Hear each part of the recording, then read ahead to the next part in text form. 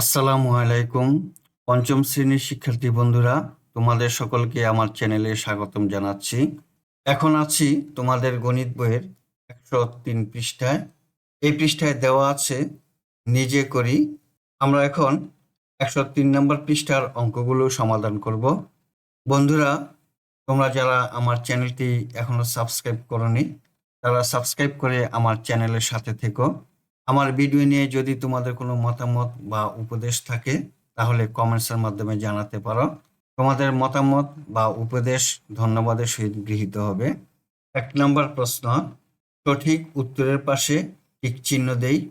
একটি সংখ্যার শতকরা 50 6 হলে সংখ্যাটি কত? একটি সংখ্যা কত আমাদের জানা নেই, তাই ধরি সংখ্যাটি ক। এর শতকরা 50 অর্থাৎ 100/50 কত? 6, বা এর মানে গুণ, তাই ক দিয়ে 50কে গুণ করলে হয় 50 ক সমান 6। ক এর মান বের করব, তাই ক সমান 100 গুণন 6। 50 যাবে হর হয়ে, 50 দিয়ে 100কে ভাগ করলে 2, 6 দিয়ে 2কে গুণ করলে 6 দুগুণে 12। তাহলে সংখ্যাটি পেলাম 12। সঠিক উত্তর ক। 2 নম্বরে, নিচের কোনটি সঠিক? খ নম্বর অঙ্কটি সঠিক। আমরা অঙ্কটি করে দেখি। 25/9 সমান 25 এবং 9 উভয়কেই 100 দিয়ে গুণ দিলাম।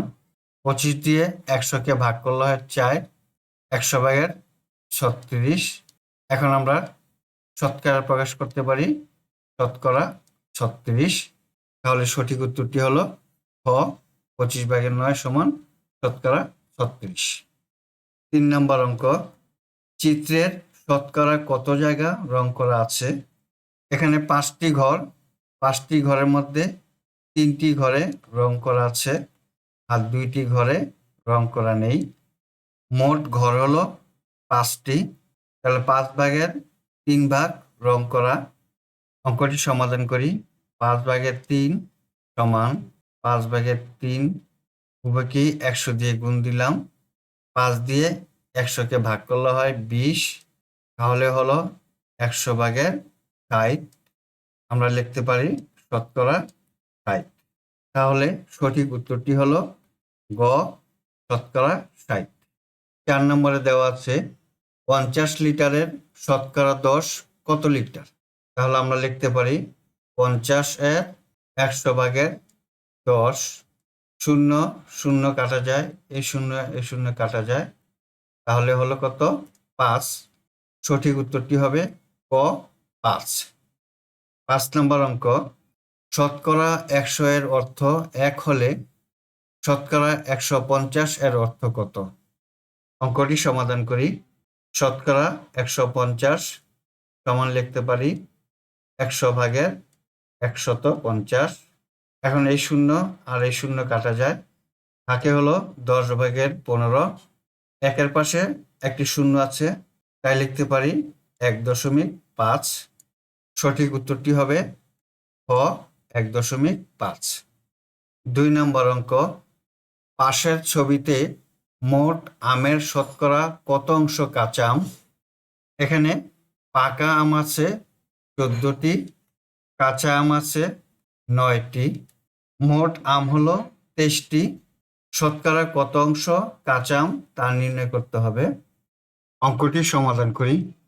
23টি আমের মধ্যে কাঁচা আম হলো 9টি, সুতরাং একটির মধ্যে কাঁচা আম হবে 23-এর 9টি।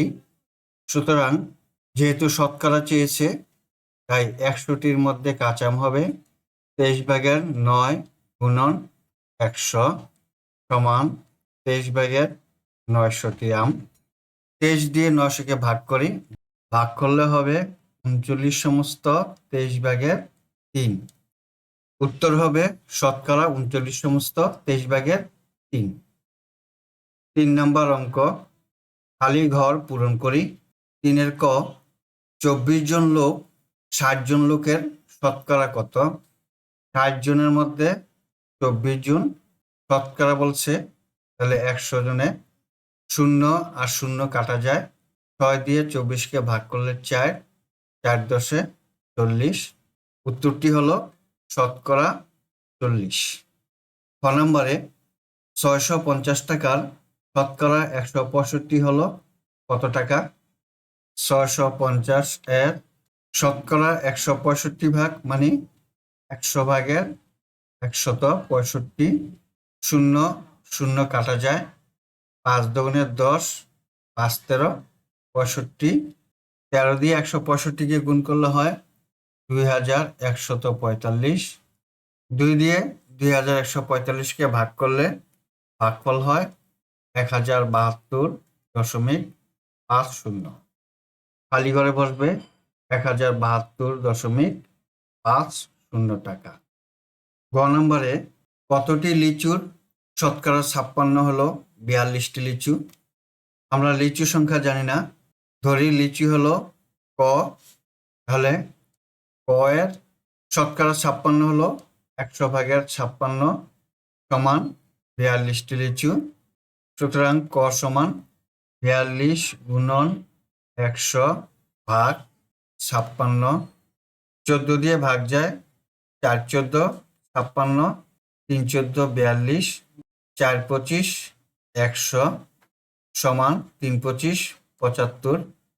উত্তরটি হলো 75টি লিচু। আমরা খালি করে লিখি 75টি লিচুর শতকরা 56 হলো 42টি লিচু। 4 নম্বর অঙ্কটি সমাধান করব। কোনো একটি কারখানায় একদিন 90 জন শ্রমিকের মধ্যে শতকরা 40 জন অনুপস্থিত থাকলো। ওই দিন কারখানায় উপস্থিত শ্রমিকের সংখ্যা কত? চলো অঙ্কটি সমাধান করি। 90 জনের মধ্যে শতকরা 40 জন অনুপস্থিত, তাই লিখলাম 100 জন শ্রমিকের মধ্যে অনুপস্থিত 40 জন। সুতরাং একজন শ্রমিকের মধ্যে অনুপস্থিত হলো কম, 100 দিয়ে 40কে ভাগ।